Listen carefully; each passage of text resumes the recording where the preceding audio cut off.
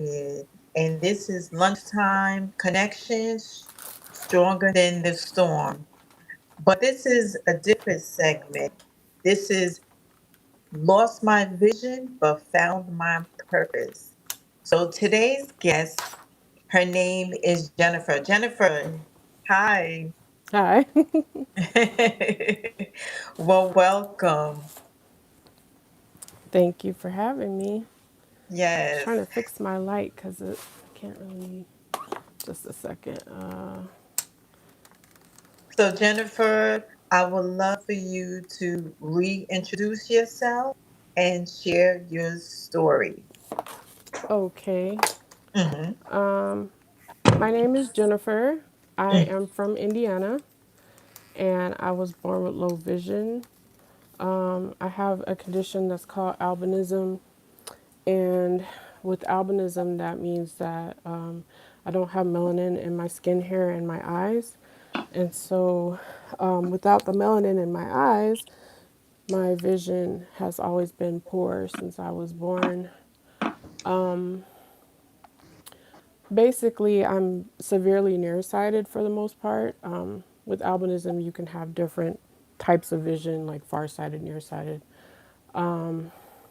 I can see things really good up close, but everything is like very, very blurry for me without any like corrective lenses. But I do wear contacts. When I was younger, I wore glasses and I wear contacts now, which help a little bit, but my vision is still within the low vision, even with correction, and it can't be improved beyond that. But it's pretty stable vision. Like it doesn't change, but it's just not the best quality vision. Hmm. So growing up, I really didn't know that I was visually impaired. Like it wasn't explained to me. I was given a pair of glasses and just sent on my way. I went to just a regular public school and I just didn't really know. Like, I didn't understand. Like, there was, I guess, like, you get special education accommodations and things in the mainstream school. So there was like a specialist who would come into the classroom and she'd yank me out of the classroom and assess me and ask me all these questions. And then she'd hand me a big stack of these large print books and magnifiers and things. And I didn't understand it. I was like, why do I need all this? Like, why? like, I was You like, were no, young. I was like, no, thank you. Cause I take the magnifier back to the classroom and all the kids in there would be like, well, what is that for? What do you need that for? And I didn't want to stand out any more than I already did, having albinism. It was like a lot of the kids asked me a lot of questions about my skin. Now they're asking me questions about my eyes. And I was like, I'd rather not. It's like, Right. let me just try to hide that. So I did sit at the front of the classroom and I was basically kind of relying more on my memory, in school. And I didn't realize until much later, like as a college student, how much I didn't benefit from being in denial. There was a period between high school and college where they sent me to like a transition program in the summer for students that have disabilities. And I was still not really embracing it yet. I actually, even before then, I had asked to go to the school for the blind for half days. And I felt so out of place there because I was so used to mainstream school and I had not met anyone who was blind or visually impaired besides a few friends with albinism who did go to the school for the blind. So I thought, oh, they like it there. Maybe I should check it out. But I didn't feel that it was for me. I didn't understand that I didn't see myself as part of the blind community. So yeah, there was a lot of denial and I guess a sense of shame to embrace having a disability. So it was not until late in my 20s that I actually found my way into the blind community, basically because when I got to college and I was struggling so much with keeping up with reading and not advocating for myself and telling the instructors, hey, I'm struggling. I have this vision impairment that I'm not able to keep up with the readings. And I just wouldn't say anything until it was too late. Yeah. The end of the semester and I'm failing. And then I'm like, hey, I'm legally blind, by the way. Right. so, so the instructors would be like, well, hey, why you didn't say anything early on in the semester? We could have helped you with some resources and things. I didn't even realize until like maybe my 5th year in college that there's a whole department for students with disabilities, and I wasn't taking advantage of those resources until then. So I found out they had a room on campus where they actually had a bunch of adaptive equipment like CCTVs that enlarged the print, and I could take my exams there. So once I actually did embrace using these tools and I saw how helpful they were, it was still a few more years of, quietly quietly just doing it in private is like, okay, yeah, I Yeah. can go use this as long as no one has to know about it. But sorry. So when I got married, I had kids, and it came to this point where my independence was not to a level that I was happy for, that my ex husband was happy for. Like, he complained about having to drive me places and things like that. And I'm like, well, you knew I was blind, when we met. So it's like, how's it a problem Right. now? But it became this whole big issue. It's like, I wanted to be able to work and get myself to and from work on my own and be able to help with the kids and things like that. And I did briefly have the ability to drive because I was told I would never drive, and when I was like 14, and I was devastated over that. But I did pursue the I guess the opportunity for low vision driving, which is some adaptations that can be made in some states in the U.S. that allow a bioptic, and I had to go through some special training for that. It was a long process. It took 2.5 years, and I Oh, did wow. pass. Yeah, because the I in the never whole knew they had that. yeah. So I'm from Indiana, and that's where the first program for bioptics was the pioneers of that program. So a lot of the other states are modeled after Indiana. Hmm. But I think it's only about, I want to say 30 something states. It's not all 50 states that allow Mm-hmm. bioptics. And then some of the rules are a little bit different as far as like the acuity that they'll allow in some states is a little bit different. But I think most of them allow 2060 or better. So Okay. my vision is actually with my contacts. It's 2060, but it's also it's 2060, but they said it was like right at the cutoff where they were gonna tell me no, I wasn't allowed, but because I was a new driver with no experience. And a lot of times those programs, the rehabilitation programs that the state provides, are for people who already have been driving and they've Okay. experienced vision loss, like from aging or from some vision disease, or a condition that they've lost their vision and they want to continue driving. So I don't know. It kind of just made me feel left out. It's like, well, what about us? Like, people with albinism are actually considered to be good candidates for low vision driving because our acuity is just right there, but because we don't get that experience to drive first, it's like we're just kind of like in that little space of, oh, you don't qualify, because you didn't drive before. Right. It's like, well, so they did Not make an fair. exception. Yeah, they did make an exception for me, and I had my license for about 2 years, and I drove a little bit, but I had a lot of restrictions, that I could only drive in the daytime, and that I always had to have a passenger. It got kind of unpractical because no one wants to ride around with me all the time whenever I gotta go somewhere, or the sun goes down and I'm stuck. Right. So, but a lot of my friends with albinism do drive.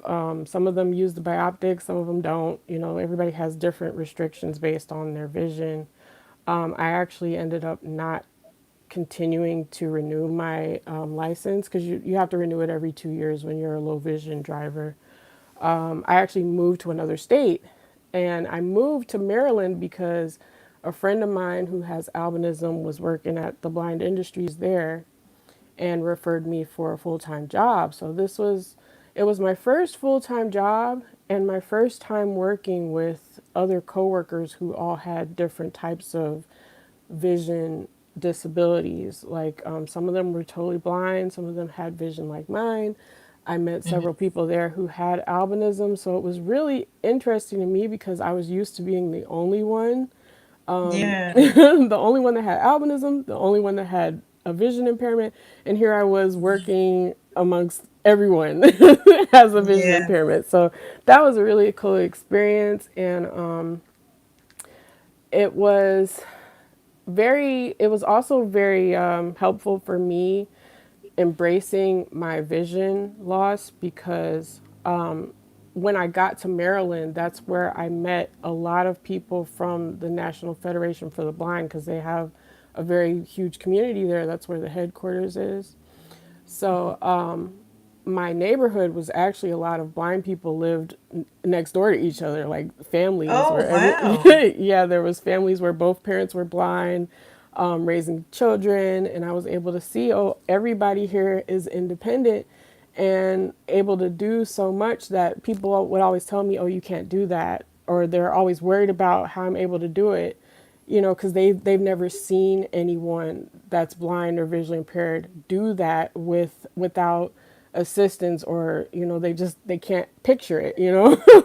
But here it Mhm. was, all of my friends, all of my coworkers, they were just living life, traveling, you know what I'm saying? And one of my friends took me and showed me how they use their cane. Actually, two of my friends, they took me out and showed me how to get around the area, the neighborhood and stuff with the cane, how to get on the train and stuff.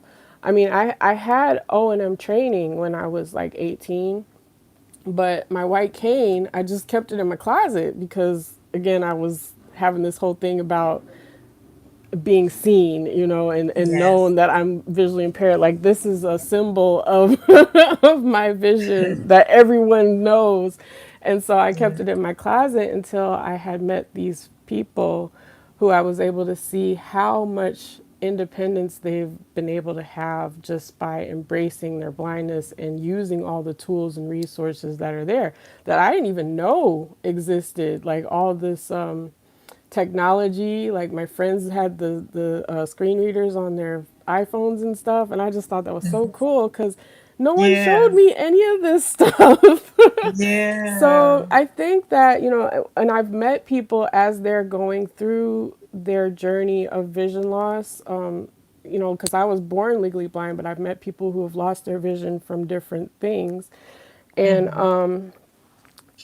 sometimes it's this, they don't really know where to go or where to find resources Yeah. because it's a new world for them. And it reminds me of myself is that I wasn't raised within a community of people like me to understand it. So I can kind of understand from their perspective of it's a process where you're grieving that vision loss and then trying to figure out how to do the things that you used to do or doing new things. It's a lot of figuring things out. So it can be stressful. And I just tell people, sometimes it can take time because I met someone who he was basically grieving for like 5 years and he Yeah. didn't want to do nothing, didn't want to. He was so devastated over losing his vision that he became super depressed. But then I also met another young lady who she was working one day as a waitress and someone shot her and they never found the person who Mm. shot her. But she lost all of her vision suddenly as a young person. She was only about 20 years old when it happened. And she basically, like, immediately went into pursuing a massage therapy license, and that's what she's doing now. Like, and then she got married and had a baby and everything. So, everybody's That's on a different, amazing. right, right. Everybody's Mm. on a different timeline as far as how they're able to cope with that loss. So it's not something to feel bad or ashamed of, if you're feeling down about it, or even like sometimes I would overcome that feeling and then I go back to feeling, oh, woe is me, like I used to break my glasses all the time when I was little because I was so frustrated that I'm wearing these glasses and I can't see. And when I was young, it just didn't make sense to me because I'm like, well, why Yeah. I got these glasses and I still can't see anything, and everybody kind of treats me this way, or they tell me, oh, you can't do this, you can't do that. So I used to get mad, and I'm breaking these $300 glasses. So don't do that, you know what I'm saying? But No. I totally get that cycle of grief that some people will experience, and all I say is to just stay encouraged and try to seek out those resources in those communities where there's people who are going through those exact same things as you. I want to say another thing was I went to beauty school 3 times. I went to first I went to cosmetology school and I dropped out. And it wasn't Okay. necessarily because of my vision, but there was just a lot of things going on. And then I went to aesthetic school out here in New York, and that was going okay, but I don't know, I didn't feel like it was my lane. So then I Okay. switched. I was at the same school, but I switched to the nail program, and I did finish the nail program, but my voc rehab counselor was like, "Why do you want to do all this visual stuff? Because you can't see anything." You're like, "That's something blind people can't do." And in my Mm, mind, I'm just like, "Well, I've always been very good at art. I do makeup and stuff. Like people would pay me for art, so I'm like, maybe I could just like make art on nails. Like." mhm. That was the logic I'm thinking, but I didn't even think of the vision barriers that I was gonna encounter. And it wasn't a huge barrier. Like, I got through school okay, but I did kind of try a few different devices as far as like I had a lamp that had a magnifier on it, and it wasn't really powerful enough to see. Uh-huh. It wasn't until after I graduated from school that my eye doctor prescribed me vision reader glasses that I could put over my contacts, and I am able to see 20/20 just in that short distance, but it's still not enough distance to see to get close enough to the nails where it's comfortable for To the my nail. back Yeah. and neck. So I graduated in 2017 and I didn't get my state license until 2024. I've finally found some like safety goggles that magnify just enough that it's a good distance, and I'm like, Mm. okay, now I can finally move forward with this. But I'm thinking back to when I was in beauty school, and right around the time that I was graduating, I met another student there, and she was in the aesthetics program, and we were just talking one day, like randomly. You cross paths with someone. Hey, how you doing? And she told me that she had Stargardt's disease and that she was legally blind. And I was like, oh, so this whole time I was in Wow. school, I didn't know that there was another student here who was also legally Yeah. blind in the same program. So we talked a Mhm. little about it because she was losing her vision gradually, and trying to cope with that part of, is she going to be able to do certain things, as far as skincare and stuff like that. And I talked with her about some different tools that I had used for her to check out and things, and I was like, this is great that I'm able to connect with someone and help her. Maybe Yeah. maybe she can try something that'll help her with her career, because we always are outside. We don't necessarily know who else is going through that same thing, Hmm. and it could just be one of your classmates is dealing with it too, and you don't even know. No, but you know So what? You're right because I went to an event and I was telling them what I do, and then I said I'm visually impaired. And when I say one of the ladies was like, oh, guess what? I am too. And you right, would right. never know. That happened to me recently, Yeah. because I was at an event. It was an event for disabilities, and there was a lady there who makes low vision books. And I was explaining Oh. to her that I have low vision. And I didn't realize that she, even though she makes these books, that she has low vision herself.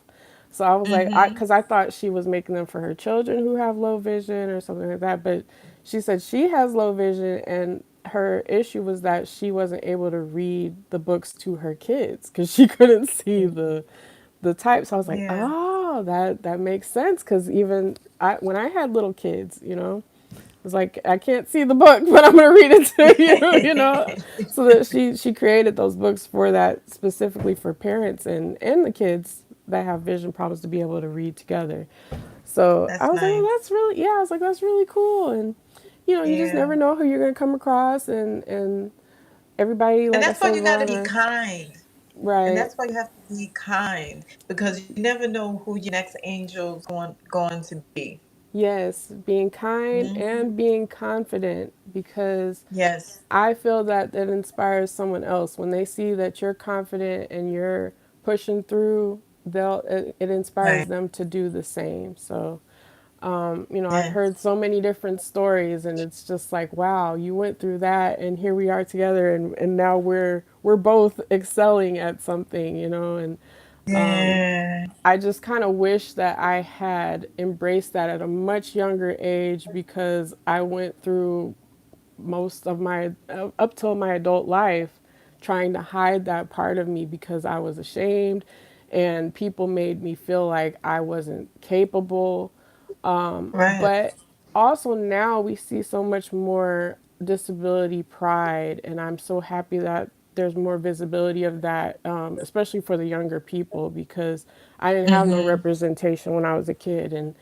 And now the parents of the children now come to me and they say, oh, thank you so much for sharing, just your life on social media, because I can see that I can share that to my daughter, my son, and I can see all the things that they might be able to do, because Hmm. instead of placing those limits on them that was placed on me by so many adults, it's like they can see all the people with albinism and all the people with vision impairments and athletes with all these disabilities, they can still achieve so much, despite what limitations other people may place on them.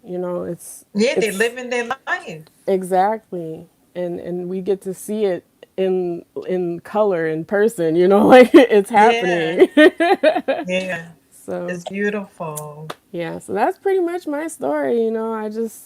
I kind of had to figure out my It's a way beautiful into the story. to blind community, but now I do feel a part of it. I think in the albinism community, it's like a half and half thing, where some of them don't necessarily feel that they're disabled, or that they belong to the blindness community. But there's also a spectrum, so I understand that, is that, like, some of my friends can drive, and I guess their vision isn't necessarily much of an obstacle in their day to day as some other of my friends, and some of us that need more tools to be able to do certain things. So everybody doesn't have to feel the same, or identify the same. But I just say there's community there, if you're seeking that. So Well, let me just ask you this. What is different about you now? If you can tell your younger self, what would you say to her?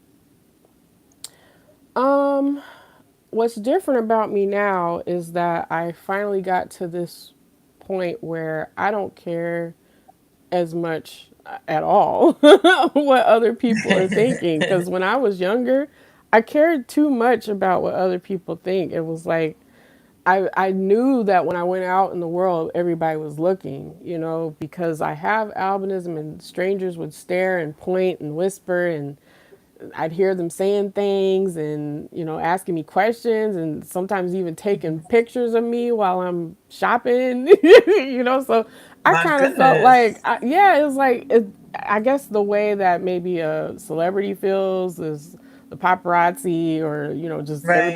everybody's looking, everybody knows, and it's just like I didn't feel that I had the autonomy that just anyone would have. Like, most people can go their day to day and not worry about everybody looking at you. I mean, I Hmm. think, I don't know, but so I was always kind of self-conscious about, okay, do I look okay? What are they thinking of me right now? What do they think of my hair? What do they think of my skin? Even today, I I mean, I wasn't caring about it, but as I walked out of, I was speaking to some kids today about blindness and low vision at this tennis program, and when I left the building, this man who had to been on some kind of substance or something, when I walked past, he was like, "Hey, girl, I love your skin color," and I was just like, and it's like, okay, so I know that when I go out, I'm bright, everybody sees me, and so people make their comments and they notice me.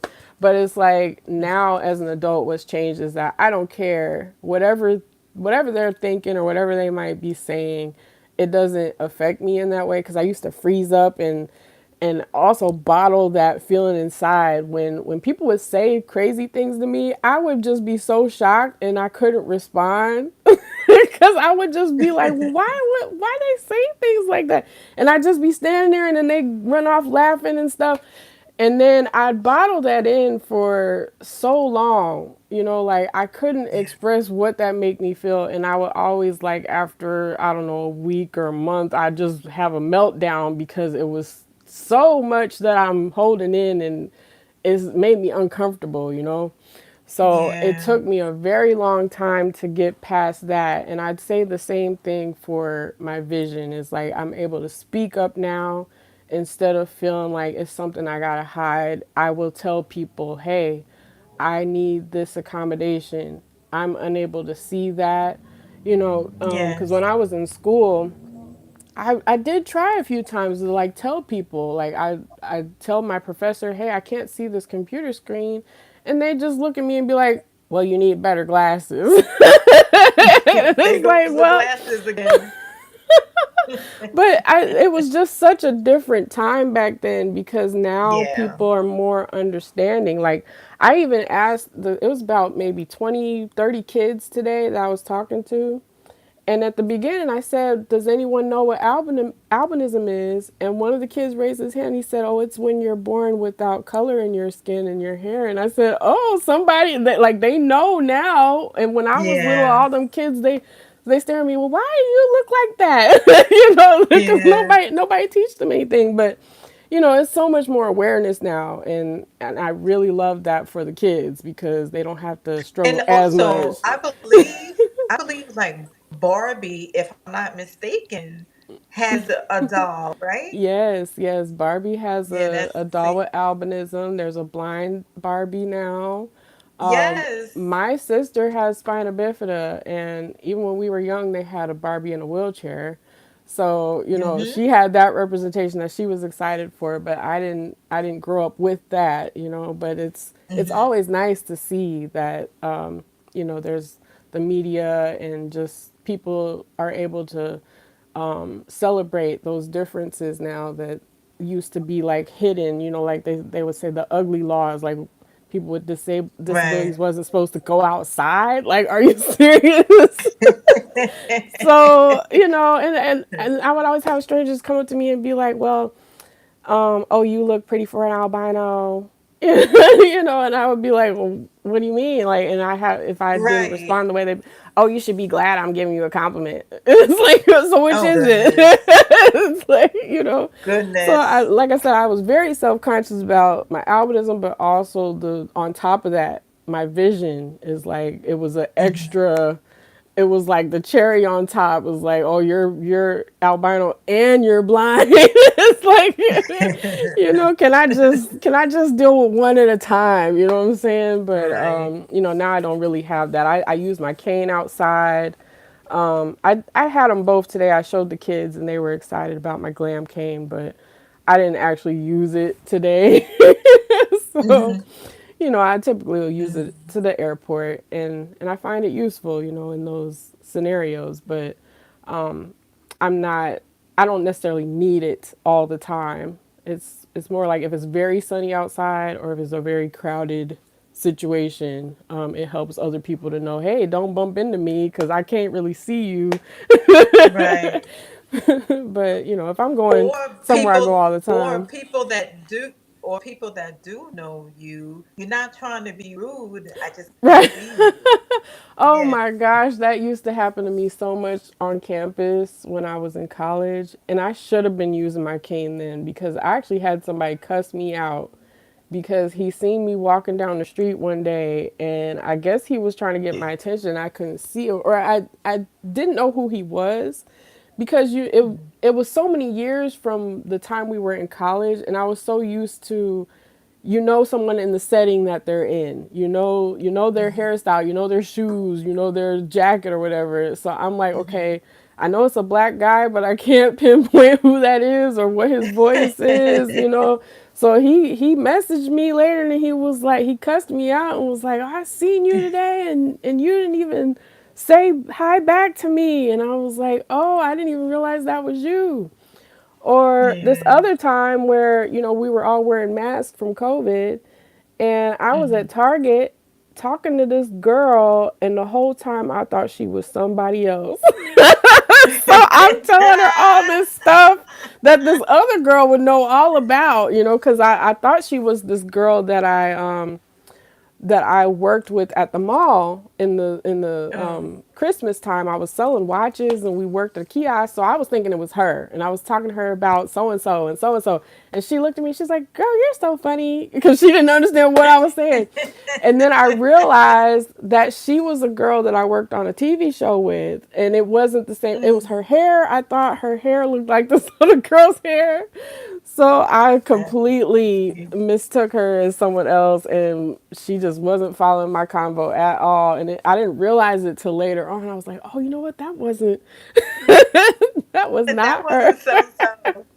Yeah, and she started telling me about her sister and stuff, and I was like, "Oh, yeah, that's."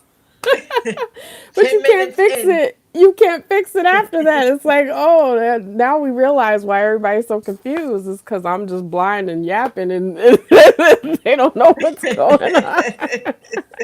That was So funny. yeah, That's some funny. embarrassing moments So, sometimes, but yeah, and that's how I feel sometimes, I'll my shirt is on backwards, or my socks. I checked my And jacket today to make sure it wasn't on backwards. I was talking to them kids, and I was like, wait a minute. I was like, okay, I'm good. Because I'm like, I could be listen, standing it up is here what with it everything is, inside right? out. Yes, that happens sometimes. I was walking down the street the other day with my tags all on the outside. I was like, now hold on. I got this t shirt on inside out. So what is next for you? What is next? Um, so right now I am back in school. And it's great now because 20 years later, what is it? I graduated with my associates in 2010, and then I enrolled back to finish my bachelor's degree 15 years Okay. later. But it's It's great never now too late. because, right, but I'm glad that I waited because now my entire program is available online. So instead of having to Yes. go to the lectures where I can't see nothing that's going on, Right. I get to log in and enlarge my screen and watch the Yes. lecture as many times as I want. It's so much more accessible now, and even like a Yeah. lot of the our textbooks, everything has a screen reader built into the platform. So I'm like, oh, this is great because I didn't have this 20 years ago. Yeah. And I still have my the disability department. They assist me every semester with whatever accommodations that I might need. My teachers are Hmm. very understanding of my circumstance. Sometimes I need a little extra time. That works out just fine. And I only have one more year left. I'm studying health information management, and I have a minor in music, a minor in medical sociology, and a minor in Latin studies. Latino studies. I'm studying Spanish. Okay. Yeah, so That's that's good one though. thing That's that's good. going on. And then my nail stuff, I'm really trying to do more with improving my skills in that area. If I'm not able to figure out the setup of working with clients in person, I'm just going to focus on doing press on nails. but I'm doing more training with my nails, like continuing education to learn different products and stuff. So that's going okay. And then also I'm doing music because I'm a musician and working on some collabs and stuff with some other artists. So Oh, that's so fun. Oh, well, you're doing big things. I'm trying to. Yeah, there's a lot going on. Oh my gosh, it's so much Yeah. happening, but I try to just And being a keep mother. going. Yeah. Yeah. I have the two kids, but my kids are in Indiana right now. My son's gonna be coming back at the end of this month Okay. for high school. Yeah. Cool. Right? Well, Yeah. Jen, thank you for blessing us with your story. I'm so excited for you. You, like I said earlier, you are doing big things. You very inspiring. I love that Thank you are you. you're just doing it. Yeah, And thank you. I'm I so appreciate glad that you embrace. Yes, we lost our vision, and but you are embracing it, and there's no limitations on you. Thank you. Yeah, and I think my communities, because they really helped me to get Yeah, to this point. The albinism community and the blind community, both I was yeah, able to get inspiration from many people within those communities. So it's yes. not coming from just me. It's the community, the No, village. The village comes together and we're able to see everyone is doing a lot. So yeah. So leave us with one thing that you would tell everyone. What's the one thing you want to say? um I just say, don't get discouraged, if you feel like you're running into an obstacle. Um, there's things that I had to put off for a time, but then I come back to it later, like the nails, like I put that off for years and now it's like, okay, I found a solution and hopefully you find a solution sooner than many years, you know what I'm saying? But sometimes we have to look for these things because it's not necessarily presented to us. So I definitely Mhm. say do research and also ask around and try to connect with people because someone else might have that solution that you're looking for, that you might not be Yeah, aware. Like you said, you didn't know about the low vision driving, and that's what I hear a lot of people. right. I didn't know that was a thing, but it's a thing for there's certain requirements in certain states that you have to look into those things, but you wouldn't know unless someone told you, because it's not something you hear Right. about all the time.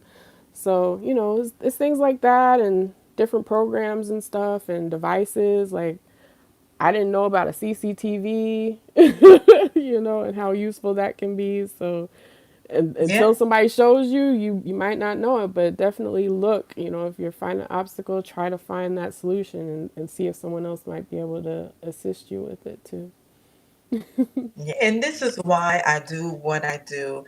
I love hearing all these amazing stories, coming from the women. Now I have a male that came on.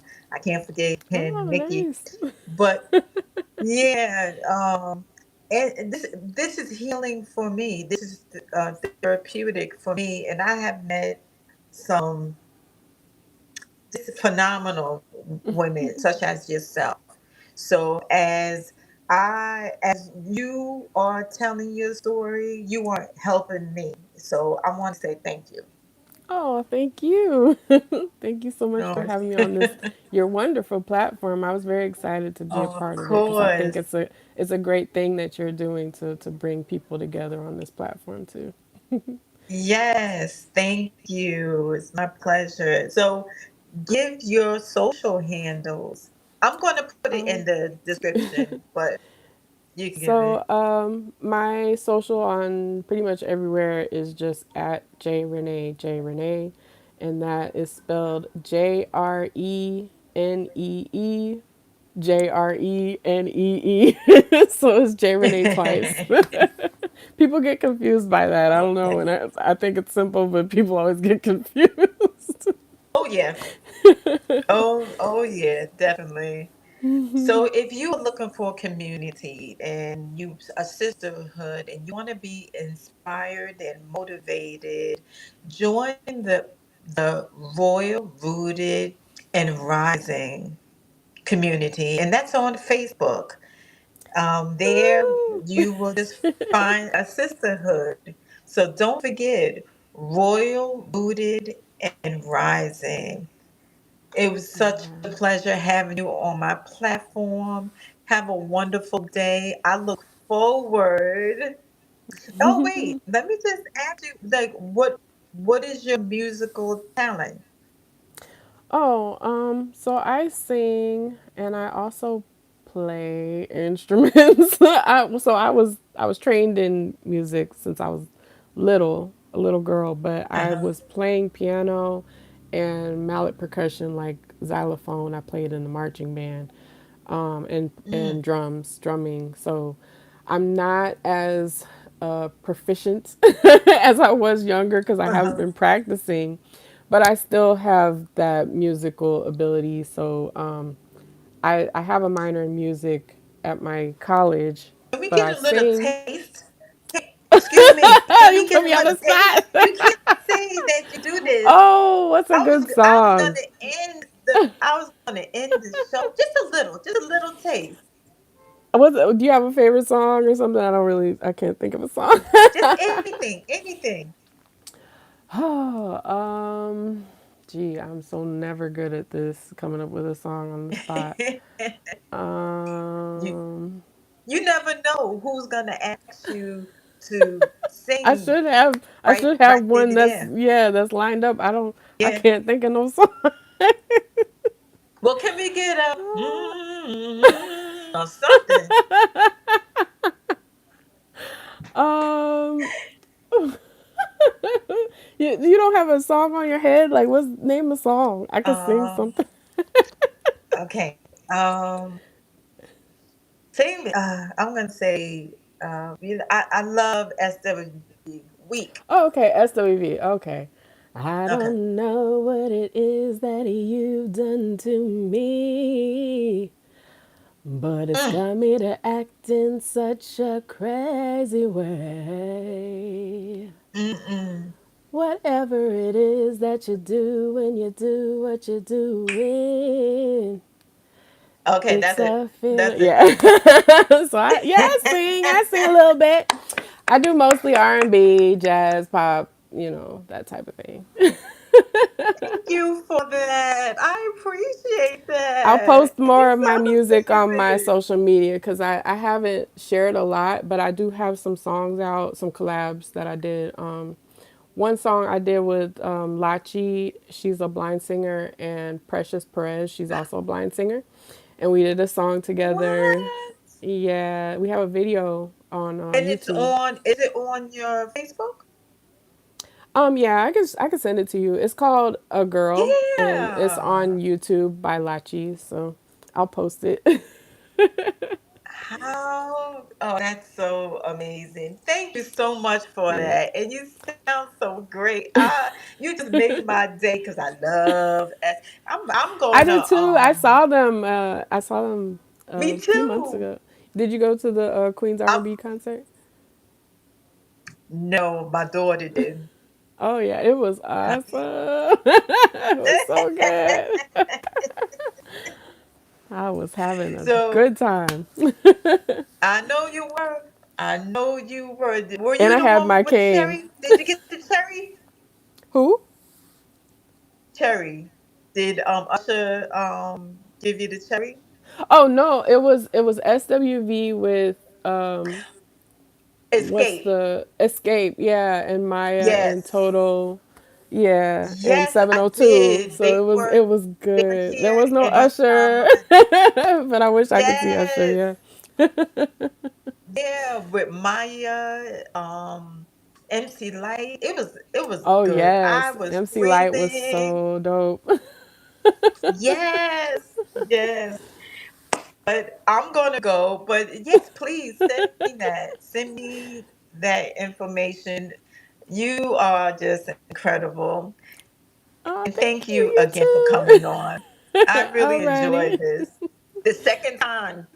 I know, right? Um, We did it. We all did it right. this I'll talk time. to you later. All right. Bye Right. bye. Bye.